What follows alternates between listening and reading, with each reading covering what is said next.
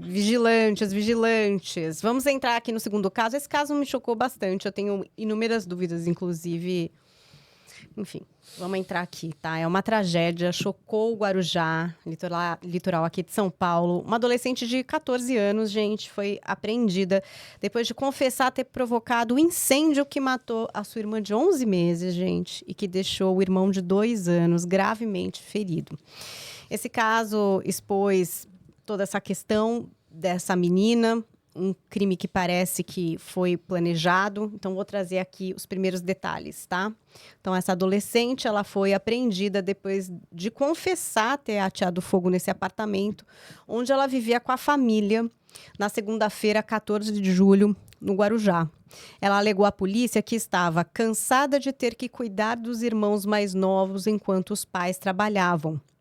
Essa menina colocou os bebês aí para dormir e ateou fogo num carpete, liberando também o registro de gás ali do apartamento. Ela trancou todas as portas e aí o fogo rapidamente se alastrou. Os vizinhos tentaram ali salvar as crianças antes da chegada dos bombeiros. Infelizmente, o bebezinho de 11 meses morreu no local e o irmão de 2 anos foi socorrido em estado grave. Eu tenho uma pergunta que uma criança de 14 anos pode cuidar dos irmãos, ser responsável pelos irmãos aqui na idade de 2 e 11 meses, doutor? Bom, juridicamente eu nem saberia a resposta para isso. O fato é que essas coisas acontecem, né? Sim. A necessidade da família de... provavelmente uma família pobre, que não tem condição de ter outra solução para isso, né? É muito comum a mãe dessa família, dessas 3 crianças, na verdade uma já adolescente, mas também já passou por isso, provavelmente, também já cuidou da criança e acha que isso é normal, é natural, não tem muita alternativa a isso, e acaba impondo essa situação para essa adolescente, que provavelmente não suportou essa carga emocional de ter que cuidar dessas crianças e teve essa atitude extrema, né? Para mim é muito mais chocante, porque de um lado eu vejo ela também como um pouco vítima dessa situação toda, dessa situação de miséria. E isso não é uma forma de excluir a responsabilidade dela. Se ela não tiver uma doença mental, ela será submetida a uma internação. Mas, de certa forma, ela também foi colocada numa situação que ela não tinha capacidade psicológica, emocional para lidar com aquilo, para suportar cuidar de 2 crianças de 11 meses e 2 anos. Tem até uma informação, doutor, que teria uma outra criança de 5 anos e que teria sido poupada, de acordo com o adolescente, porque não dava mais trabalho.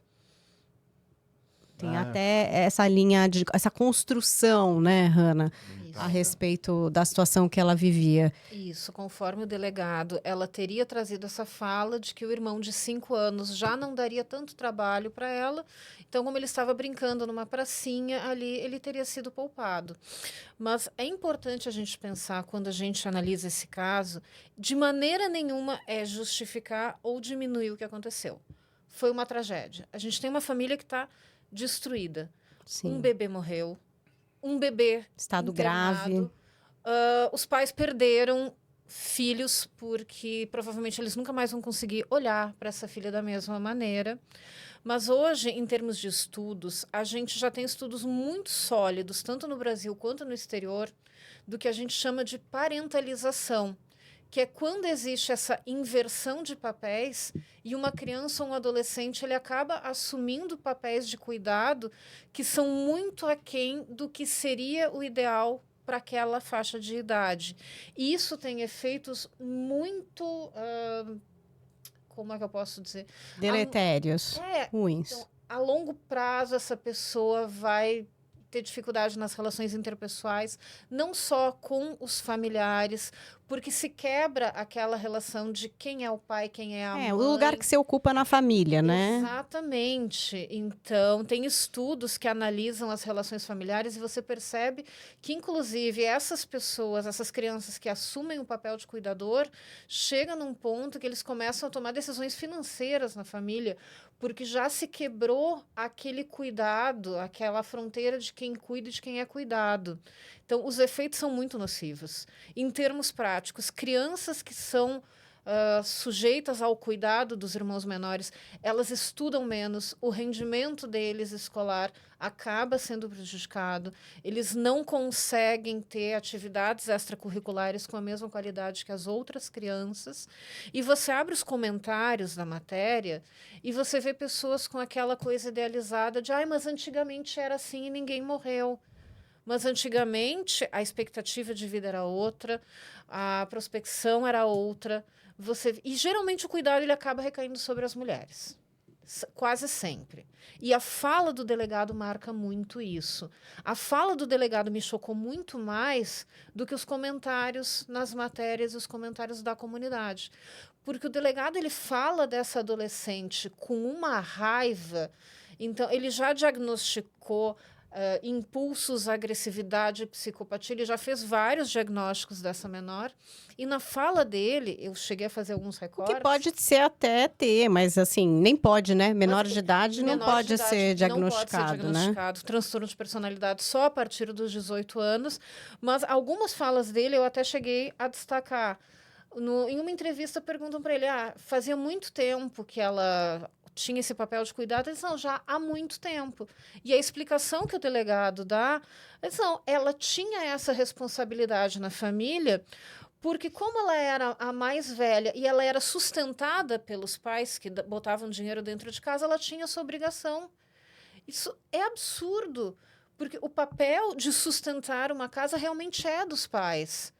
Então, de uma maneira muito... O que não obriga os filhos a cuidarem dos outros filhos, né? Eu tô vendo também aqui pelo chat, porque é isso, muita gente passou, como o doutor falou, muita gente teve esse papel, né? Cuidou dos irmãos. Até cuidados menores aqui estão sendo relatados. Eu com, sei lá... E gente... uma mamadeira é uma coisa, agora você ficar o dia inteiro com 3 crianças dentro de casa, se já é pesado para um adulto, imagina para uma criança de 13, 14 anos. Porque se ela cuidava dessas crianças há muito tempo e o menor tem 2, então, desde quando ela cuidava dessas crianças? Desde os 12? Então, uma menina de 12 anos não pode exercer função de pai e mãe. Sim.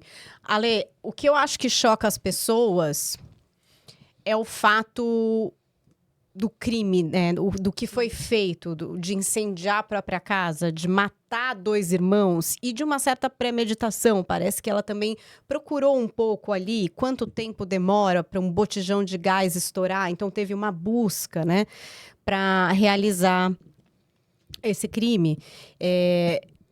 E aí eu fico dividida também, sabe? Porque esse negócio da faixa etária é uma coisa que pega muito pra mim. O meu filho tem 14 anos. E eu tenho um outro filho que não tem 12 ainda, né? E eu sei que a partir dos 12 a criança pode ficar um tempo desassistida. 1, 2 horas, né? Você pode ir até o mercado e voltar. E eu sempre fiquei muito atenta com isso, assim, né? Porque, enfim, eu tenho condições também. Eu posso fazer essa escolha, né? E aí eu procuro fazer dentro do que é recomendado.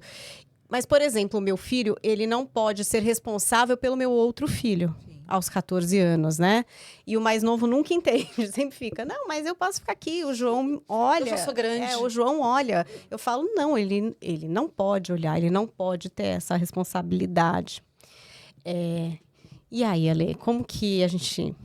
interpreta um negócio desse, é difícil. Muito complexa, né? É um entorno social, um viés econômico muito complexo para esses pais, para essa família, mas o que me choca é o nível de perversidade. Ela não tem nada... Não parece um ato de desespero, né? Parece algo mais orquestrado. Não é que ela estava nervosa, as crianças... estavam ali irritando e ela tocou fogo na casa. Não foi isso que aconteceu. O que aconteceu foi que ela premeditou esse crime. Ela procurou na internet. Ela fez menção de entregar os sapatinhos das crianças para um vizinho como uma última lembrança. Verdade, então, teve esse detalhe mesmo. Esse nível de perversidade me assusta um pouco. Muito, né? Me assusta muito, na verdade, o mínimo. Né? E vamos supor que ela tenha agido no impulso. O que a premeditação está mostrando para a gente que não aconteceu. Depois do crime, com uma criança em estado grave, o irmão, né? E o outro irmão morto, ela estava fria, calma, controlada, contou para o delegado o que fez, né? E talvez daí essa revolta da autoridade policial, né? Porque você Desacreditando, vê, né? desacreditando, porque é muito difícil para nós que estamos do lado de cá escutar uma confissão dessa vindo de uma adolescente tão jovem com tamanha frieza, né? Se a gente não tiver ali um processo de regulação emocional, a gente sai dos eixos, né? Ninguém prepara a gente para isso.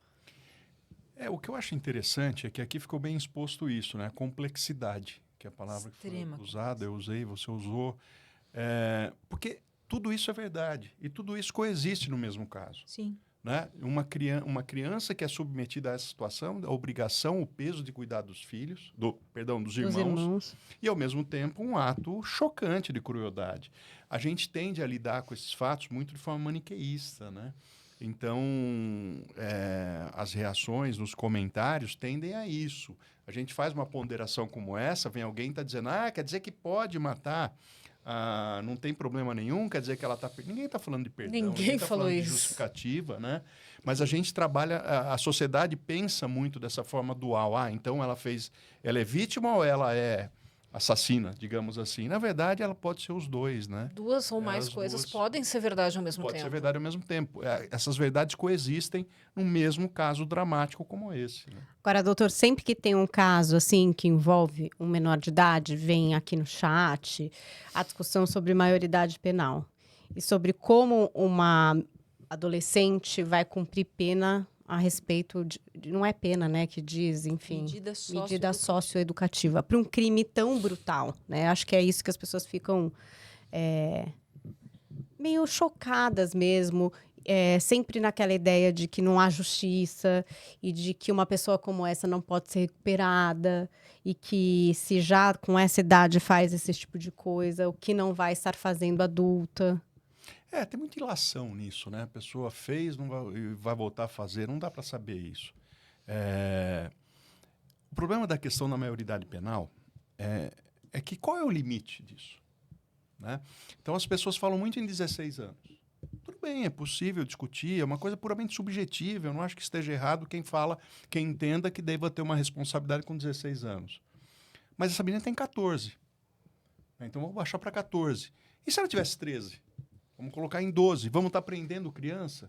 Como é que eu vou colocar essas pessoas em que locais, em que tipo de local? Não me parece que isso seja a solução. Né? Eu continuo fiel à ideia de que a maioridade tem que ser aos 18 anos. Quem tem menos de 18 não tem capacidade, condições de enfrentar a violência do cárcere, isso é muito dramático. A questão sexual no cárcere, imagine um menino de 16 anos sendo preso junto com adultos. Então isso me parece que seria muito mais devastador do que a ideia, mais devastador do que a situação que tem. E mais do que isso, eu sempre convido a pessoa a essa reflexão. Qual vai ser o limite? Qualquer limite que eu estabeleça, alguém com menos, faltando 2 meses para aquele limite, pode vir a cometer uma infração penal, né? Um ato infracional, que é a palavra que fugiu. Então, assim, eu vou sempre rebaixar a idade penal até chegar a prender crianças com 10 anos, perdão do argumento por absurdo. Mas é isso, então a gente não consegue ter uma solução para isso. Essa menina vai ficar provavelmente internada durante 3 anos. A questão que deve ser feita também, mas ela vai sair daí pior, tal. Então, sinal que a gente também tem uma absoluta incapacidade de lidar com esse tipo de fenômeno. Né? Interna a criança, ou adolescente, melhor dizendo, e ela sai de lá pior do que entrou. Então, também o Estado falha nesse ponto. Né? É a mesma discussão a respeito de pena. Vamos aumentar a pena. Mas os crimes continuam. Vamos aumentar. E a gente não tem limite.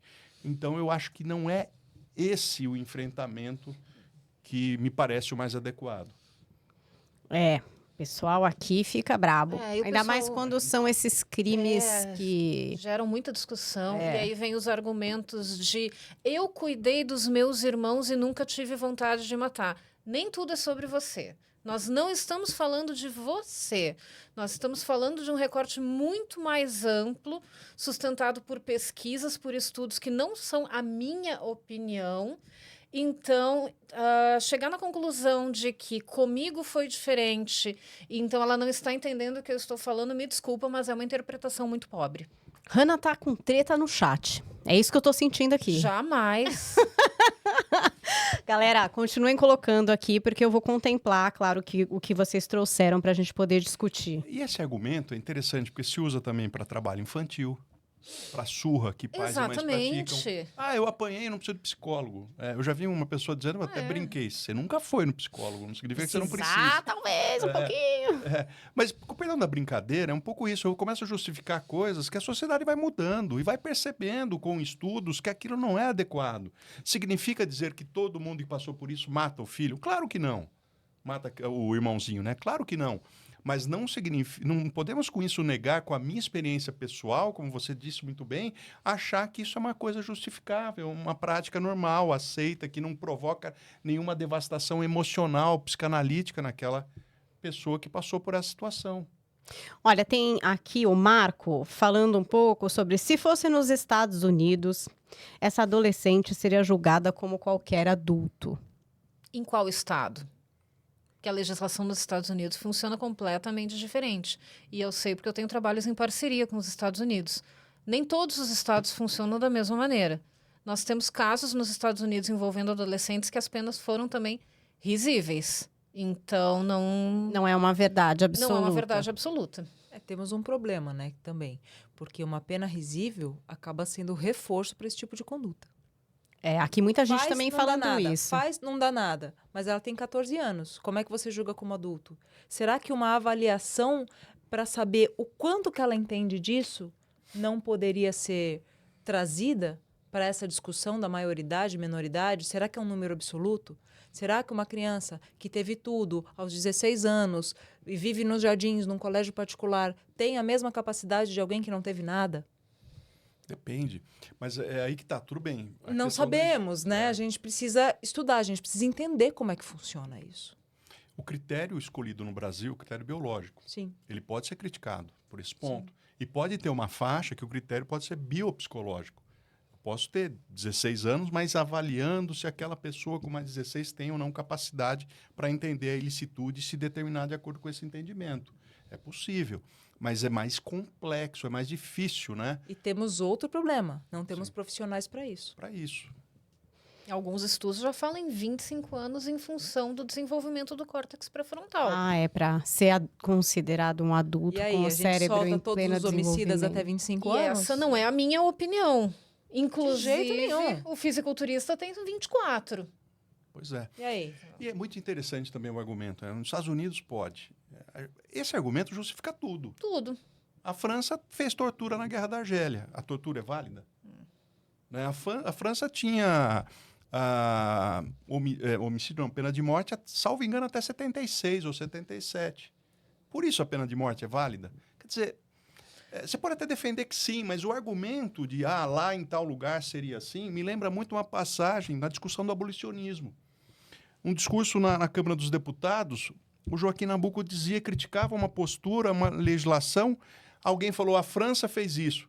Ele falou, e os abolicionistas de lá protestaram como eu aqui. Então, e daí? E o fato de ser assim nos Estados Unidos significa que essa é a solução? Significa que lá não há sofrimento e não há uma medida inadequada, com pena de morte, com penas excessivas, com crianças indo para a prisão, né? Então, esse argumento de autoridade aqui em relação a certos países, sobretudo em relação aos Estados Unidos, não é a melhor forma da gente enfrentar esse ou qualquer tipo de natureza penal, qualquer assunto de natureza penal. Que as pessoas querem umas soluções simples, objetivas para coisas que são muito complexas, né? Vem o argumento de, nos Estados Unidos tem pena de morte. Sim, e com pena de morte, o Ted Bundy matou 39 mulheres. Mas antigamente se cuidava dos irmãos e não acontecia isso. Em 65, na Espanha, a Piedad del Águila matou 4 dos irmãos dela aos 12 anos e justificou que ela estava sobrecarregada e que ela não aguentava mais cuidar deles. Então, a gente precisa sair da nossa caixinha, do nosso mundinho e entender que nem tudo é sobre a gente. Essa não é a minha opinião pessoal. Se você conversar comigo fora daqui, você vai ver que a minha opinião pessoal é outra. Mas aqui eu preciso me ater aos estudos e aos fatos. E os estudos são que isso é prejudicial. Gostaram, né? Pessoal do chat, tentei contemplar todos aqui, hein? Olha, gente, a menina ela foi apreendida, foi encaminhada para a Fundação Casa, onde deve permanecer por pelo menos 90 dias. Ela responderá por ato infracional análogo ao homicídio e tentativa de homicídio. O caso também será analisado pela Vara da Infância e Juventude e Adolescência e ela será submetida a exames psiquiátricos.